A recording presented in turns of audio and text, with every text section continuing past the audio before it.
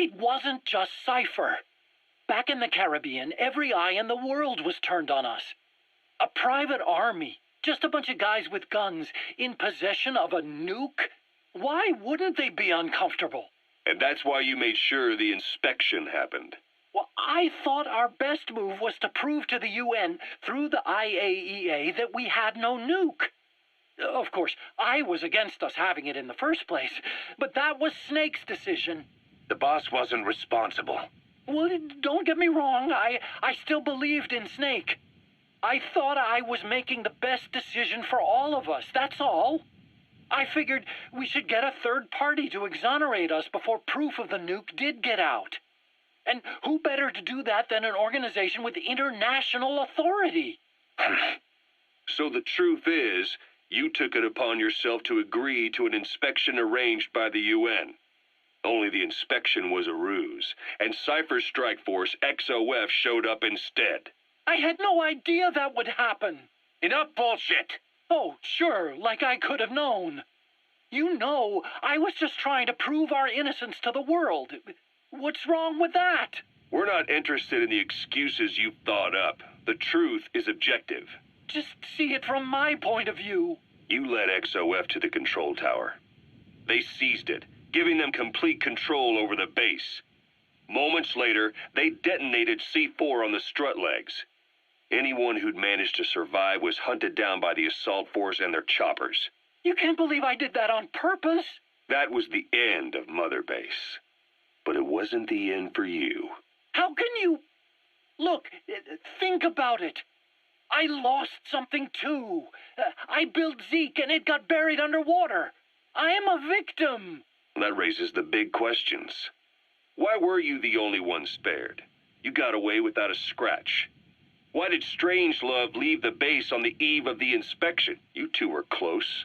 Strangelove? And how did you manage to build something that surpasses Zeke in every way? Because you did everything they told you.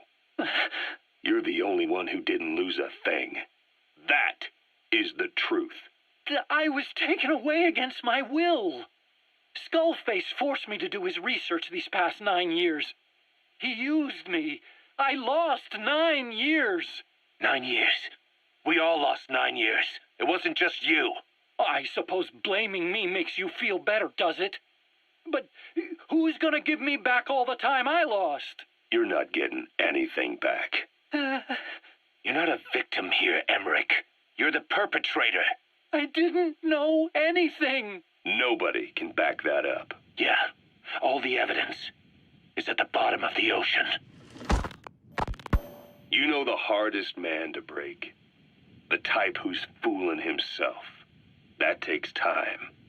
It's easier to live a convenient lie than a painful truth.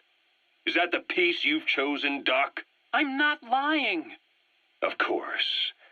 Just let me check one or two things. On that day, you were in the control tower with them. Lucky you.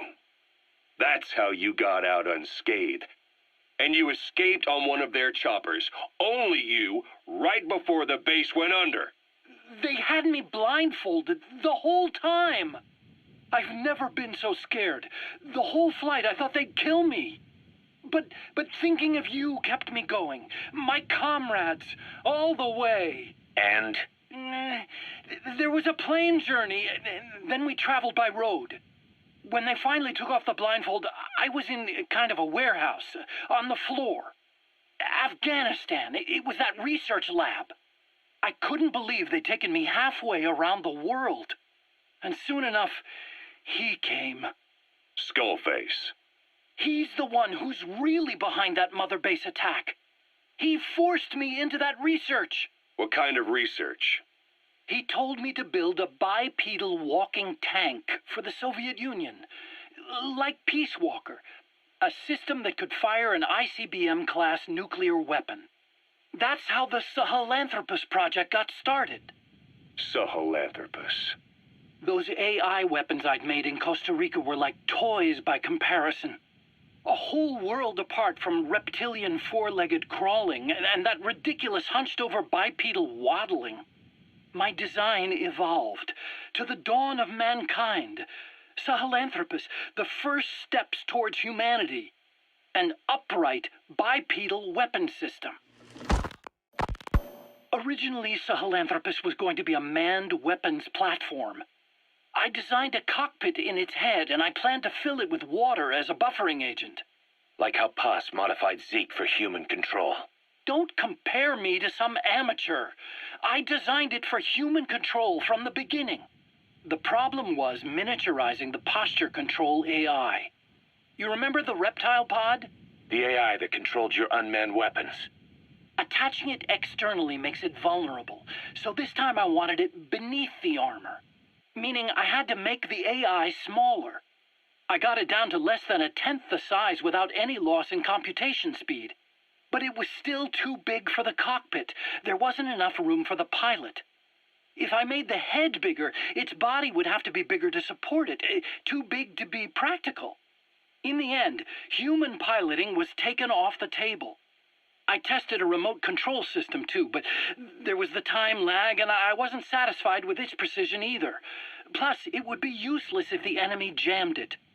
So next, I went back to trying an AI-only system.